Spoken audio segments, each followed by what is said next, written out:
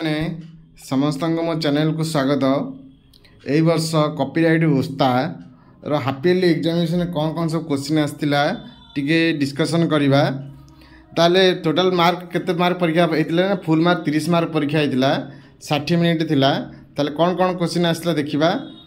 ଜଳସେଚନକୁ dash ଭାଗରେ ବିଭକ୍ତ କରାଯାଇଛି। କେତେ ଭାଗରେ ବିଭକ୍ତ କରାଯାଇଛି ନା 2 ଭାଗରେ ବିଭକ୍ତ କରାଯାଇଛି।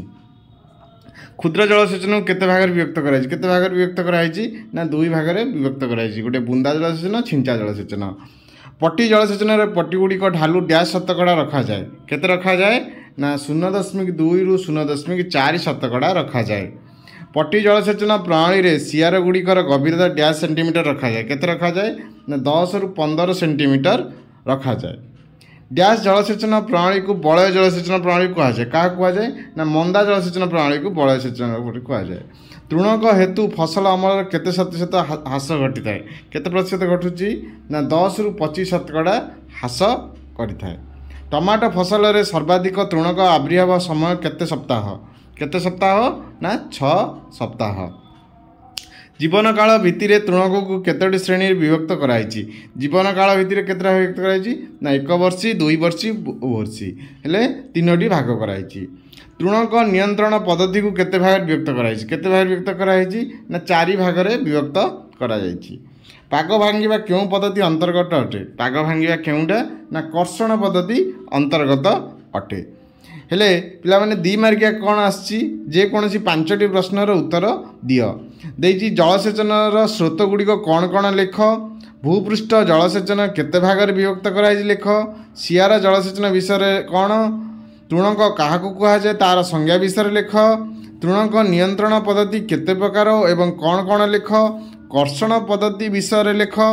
ସମନ୍ୱିତ ତୃଣକ ପରିଚାଳନା ବିଷୟରେ ସଂକ୍ଷେପରେ ଲେଖ। ପିଲାମାନେ ଜଳସେଚନ ବିଭିନ୍ନ ସ୍ରୋତ ଗୁଡ଼ିକ କ'ଣ ନା ନଦୀ, ନାଳ, କେନାଲ, ପୋଖରୀ ଏଗୁଡ଼ିକ ସବୁ ହେଉଛି। ଭୂପୃଷ୍ଠ ଜଳସେଚନ 5 ଭାଗରେ ବିଭକ୍ତ କରାଯାଇଛି। ଗୋଟେ ବୁଡ଼ା ଜଳସେଚନ, ପଟି, ପଟାଳି, ସିଆର, ମନ୍ଦା ଜଳସେଚନ। ତାପରେ ଦେଇଛି ସିଆର ଜଳସେଚନ ଯେଉଁ ମଧ୍ୟ ଜମିକୁ ଢାଲୁ କରି ସମତୁଲ କରି ଜଳସେଚନ କରାଯାଏ ତାହାକୁ ସିଆର ଜଳସେଚନ କୁହାଯାଉଛି।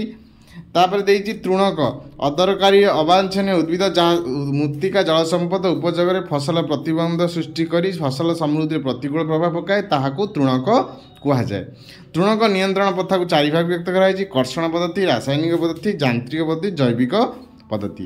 ତାପରେ ଦେଇଛି ଯେକୌଣସି 2ଟିର ଉତ୍ତର ଦିଅ। 5 ମାର୍କିଆ 2ଟା କରିବ। ଜଳସେଚନ କାହାକୁ କୁହାଯାଏ? ଜଳସେଚନର ସ୍ରୋତ ଗୁଡ଼ିକ କ'ଣ କ'ଣ ଲେଖିବ। ଜଳସେଚନ କାହାକୁ କହିବ? ଫସଲ ବୃଦ୍ଧି ବିକାଶ ପାଇଁ କୃତ୍ରିମ ଭାବରେ ଫସଲକୁ ଜଳ ପ୍ରଦାନ କରିବାକୁ ଜଳସେଚନ କହୁଛି। ଜଳସେଚନ ସ୍ରୋତ ଗୁଡ଼ିକ ଲେଖିବ।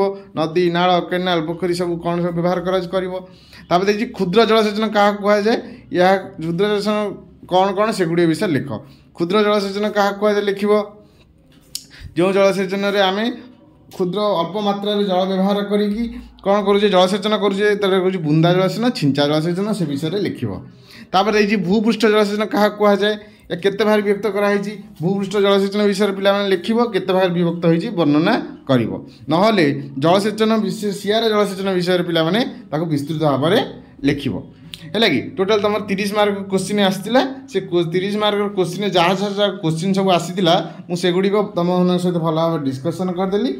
ସମସ୍ତଙ୍କୁ ଧନ୍ୟବାଦ। Thank you.